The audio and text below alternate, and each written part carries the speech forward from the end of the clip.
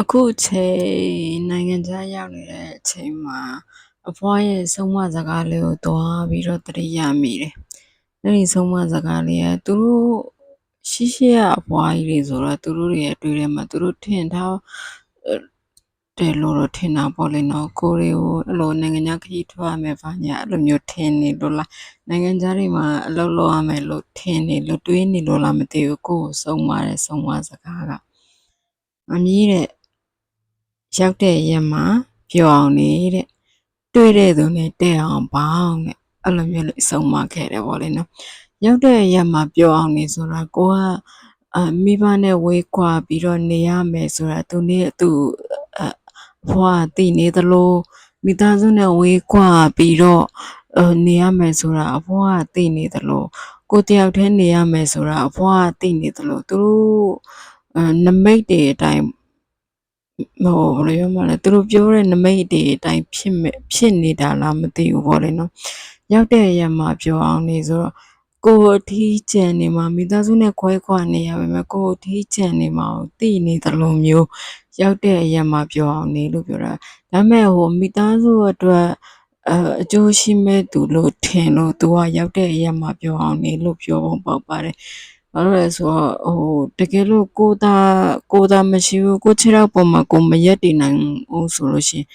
ပတ်စံကအရေးမကြီးပေမဲ့ပါဇက်မပါပေမဲ့အရန်စကားပြောတယ်လေနော်အမျိုးတွေမှာတောင်မှရှိတယ်လေရွှေရှိမမျိုးတော်မှာလို့ဆိုအဲ့လိုမျိုးတွေဆိုလို့ရှိရင်ပေါ့လေနော်အဲ့တော့အဲ့လိုမျိုးပေါ့နော်ရောက်တဲ့ရက်မှာပြောအောင်နေဆိုကိုကအကြာကြီးနေမှာမို့လို့ပြန်မလာနိုင်မှာမို့လို့ပဲအဲ့ဒီစကားကိုပြောရလားမသိဘူးနောက်ပြီးကြတော့တွေးတဲ့သူနဲ့တဲ့အောင်ပေါင်းနဲ့တင်းတင်းမြတ်မြတ်ပေါင်းဖို့ထပ်ပေါ့လေနော်တွေးတဲ့သူနဲ့တဲ့အောင်ပေါင်းဆိုတာဘယ်လိုပြောမလဲလူတယောက်ရဲ့ဘယ်လိုပြောမလဲလူတယောက်ကို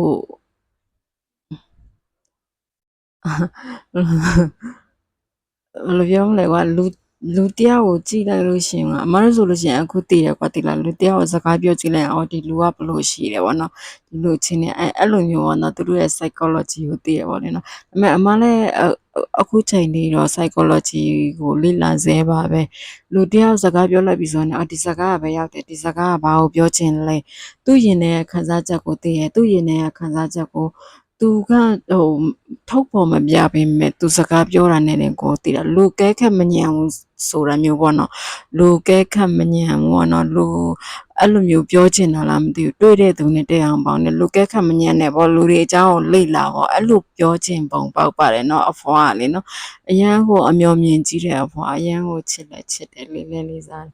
ကိုယ်တွေကိုဆုံးမထားတဲ့ဆုံးမစကားလေးပေါ့လေနော်အဲ့ဒါကြောင့်မို့လို့တွေ့တဲ့သူနဲ့တဲ့အောင်ပေါင်းဆိုလူကဲခက်မညံလို့ပဲလေလူတွေရဲ့စိတ်ကိုသိပြီးတော့ဒီလူကကိုယ့်ဘောကောင်းလားဒီလူကကိုယ့်ဘောဆိုလားကိုယ့်ဘောကိုကောင်းတယ်ဆိုရင်ကိုကစိတ်ရင်းနဲ့ပေါင်းလိုက်တယ်ကိုယ့်အဘောမကောင်းဘူးဆိုရင်ကိုပဲပေါင်းတဲ့စိတ်ကခွာနေလိုက်တယ်ကိုပေါင်းတယ်ဆိုတာဒီတိုင်းပဲတွေ့ရင်တော့ခေါ်လိုက်တယ်ကွာတိလားစိတ်နဲ့နှစ်ပြီးတော့မပေါင်း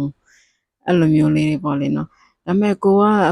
လူတယောက်စကားပြောကြည့်တယ်ရင်ဘတ်နဲ့ပေါင်းလို့ရရင်ပေါင်းတယ်